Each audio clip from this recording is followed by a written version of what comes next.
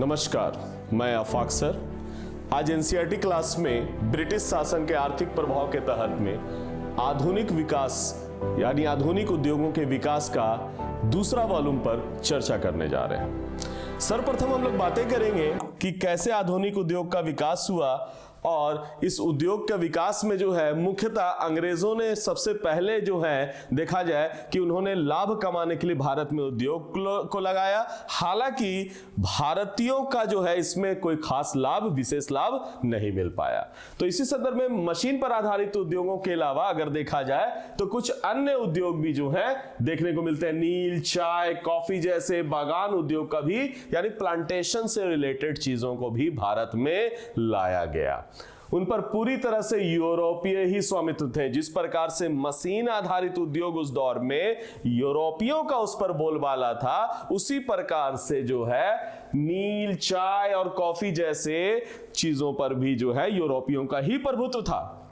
नील का इस्तेमाल चूंकि सूती कपड़ा उद्योग में रंगाई के लिए होता है और नील से रंग बनाने का उद्योग भारत में 18वीं सदी के अंत में शुरू हुआ। कभी कोई आपसे प्रश्न पूछे कि भारत में नील से रंग बनाने का जो है भारत में 18वीं सदी के अंत में शुरू हुआ कार्य।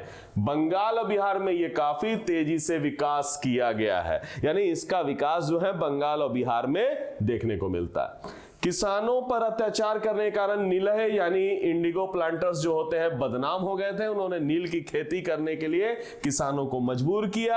आपको शायद पता होगा कि इनसे जो है कॉन्ट्रैक्ट फार्मिंग करवाया जाता था। ददनी प्रथा हो गई, ये सब इनसे कॉन्ट्रैक्ट के तौर पर कार्य करवाया था। चाह के भी जो है किसान खेती से मुकर नहीं सकते थे, चूंकि इनसे क्या होता है फर्टिलिटी ऑफ द सॉइल जो है वो भी खराब होती है। इसी कारण से किसान भाई इसको उगाना भी नहीं चाहते थे, मगर जबरन चूंकि कॉन्ट्रैक्ट फार्मिंग था तो जबरन इनसे खेती करवाई जाती थी। इसके कारण जो किसानों का निरंतर उत्पीड़न होता था। तो किस उत्पीड़न का सजीव चित्रण प्रसिद्ध बांग्ला लेखक दीनबंधु मित्र ने किया है। खास करके उनका नाटक है जो आपको पता भी होगा, नील दर्पण। क्लियर है? जिसमें 1860 में यानी 1860 का ये नील दर्पण है, जिसमें बताया गया है नील उद्योग के बारे में भी और वहां पर नीला जो उद्योग वाले लोग थे यानी बागान मालिक थे वो किस प्रकार से किसानों पर अत्याचार करते हैं। एक और है रंग का आविष्कार अचानक हो गया और जिसके कारण नील उद्योग पर भी धक्का लगा। रीजन है कि जर्मन रासायनिक रंग आ गया उस समय और जर्मन रासायनिक रंग आने से जो है नील का डिमांड घट गया और जिसके कारण नील का भी क्या हो गया, डिमांड घट गया। तो किसान जो है नील की खेती भी नहीं करना चाहते हैं, बागान मालिक भी छुड़ाना चाहते हैं, हटाना चाहते हैं, मगर बिना टैक्स को छोड़े हुए नहीं करना चाहते, यानी उनसे से ज्यादा पैसे की उगाही करना चाहते हैं। यह समस्या थी नीलहा लोगों की, नील किसानों की। दूसरा इंपॉर्टेंट बात, चाय उद्योग का विकास 1850 के बाद हुआ। असम, बंगाल, दक्षिण भारत और हिमालय प्रदेश की पहाड़ियों में हुआ। जो आपको पता भी है कि चाय कहां पर ज्यादा होता है, तो असम, बंगाल, दक्षिण भारत तथा हिमाचल प्रदेश की पहाड़ियों में हुआ है। चार उद्योग यानी चाय उद्योग पर विदेशी स्वामित्व होने के कारण सरकार ने लगान मुक्त जमीनें और उनको सुविधाएं देकर जो है चाय की खेती को प्रमोट किया भारत में। इस प्रकार से वो चूंकि इसका फायदा यूरोपियों को मिल रहा था, कालक्रम में चाय का उपयोग सारे भारत में होने लगा। चाय निर्यात की एक महत्वपूर्ण वस्तु बन गई। इस दौरान जो है काफी बागानों का विकास भारत में भी हुआ और भारत में चूंकि कई क्षेत्रों पर हम लोग चर्चा किए, एक दक्षिण भारत में भी इसका विकास डेवलपमेंट हुआ।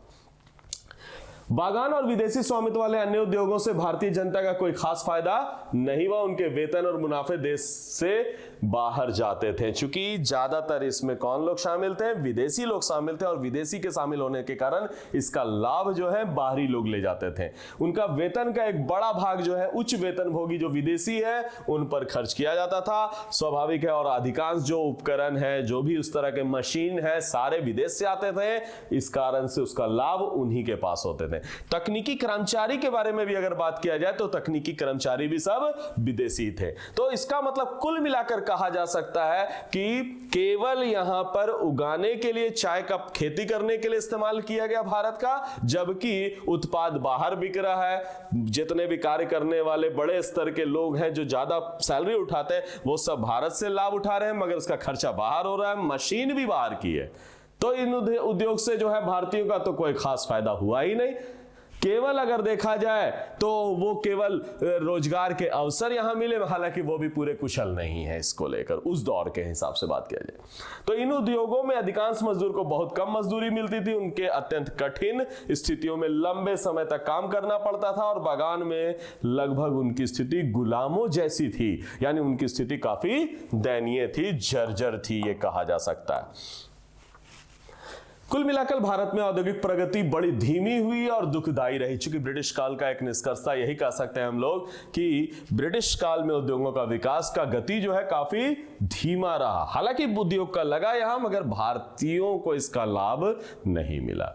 19वीं सदी में सूती कपड़ा, जूट उद्योग, चाय बागान तथा 20वीं सदी में चौथे दशक में चीनी और सीमेंट तक ही सीमित रह गया।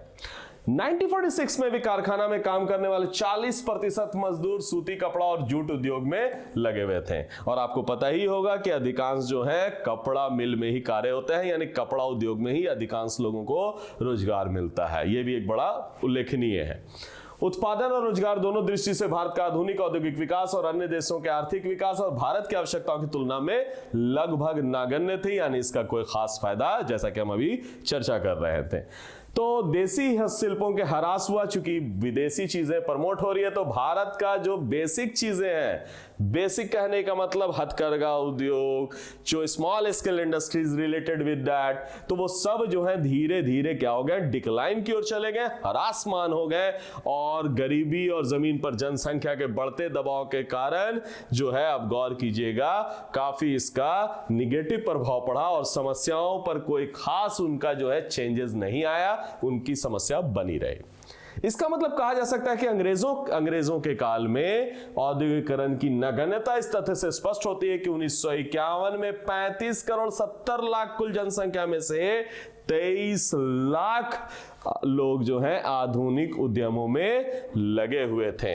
इसका मतलब है कि उद्योग का कोई खास विशेष फायदा नहीं हुआ। इसके अलावा 1858 के बाद शहरी और ग्रामीण हस्तशिल्पों का ह्रास अनवरत जारी रहा। भारतीय योजना आयोग ने भी हिसाब लगाया कि प्रोसेसिंग और विनिर्माण में लगे लोगों की संख्या 1901 में जो है लगभग 1 करोड़ 3 लाख थी, जो कुल जो है घटकर जो है 51 में 88 लाख हो गई। यानी जनसंख्या में हालांकि 40% का वृद्धि हो गया, मगर इसमें काम करने वाले लोगों की संख्या में निरंतर गिरावट आई। सरकार ने पुराने देसी उद्योगों को संरक्षण, पुनः स्थापना, पुनः संगठन तथा आधुनिक उद्योगों के आधुनिकीकरण के लिए कोई खास प्रयास नहीं किए उस दौर में। इसके अलावा आधुनिक उद्योग भी सरकारी सहायता के बिना ब्रिटिश नीति के विरुद्ध विकसित हुआ, यानी भारतीय लोगों ने जो है भारत के उद्योग को निरंतर विकास तो किया, मगर धीमी गति से, चूंकि बिना किसी सरकारी सहायता के ऐसा हो रहा था।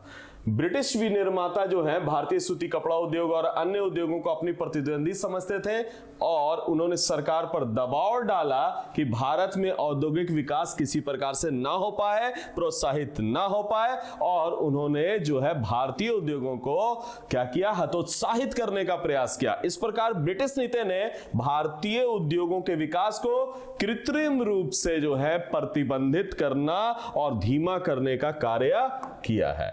तो ये इस काल में देखने को मिलता है। इतना ही नहीं, भारतीय उद्योगों को अपने शैशव काल में संरक्षण की आवश्यकता भी थी, जो ब्रिटिश सरकार ने ऐसा कुछ नहीं किया, बल्कि ब्रिटेन, फ्रांस, जर्मनी, संयुक्त राज्य अमेरिका ने शक्तिशाली उद्योग स्थापित कर लिए थे और इसलिए भारतीय उद्योग उनकी प्रतिस्पर्धा में कहीं पर भी नहीं टिक पाया और वर्ल्ड में कई जगह पर जो है काफी इंडस्ट्रियल रिवॉल्यूशन हो चुका था। भारत में इसका कोई भी इंपैक्ट पॉजिटिव नहीं देखने को मिलता है।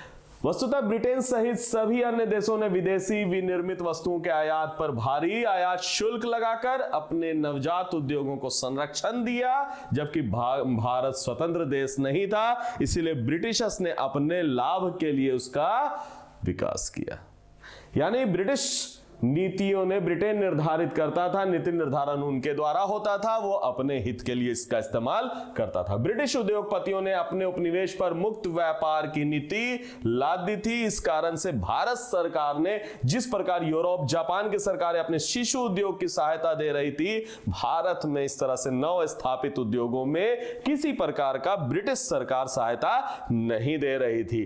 तकनीकी शिक्षा के लिए भारत में ना कोई पर्याप्त इंजीनियरिंग कॉलेज थी उस दौर में, ना ही कोई उस तरह का विकास किया गया, बल्कि उद्योग भारत का जो है निरंतर पिछड़ता चला गया।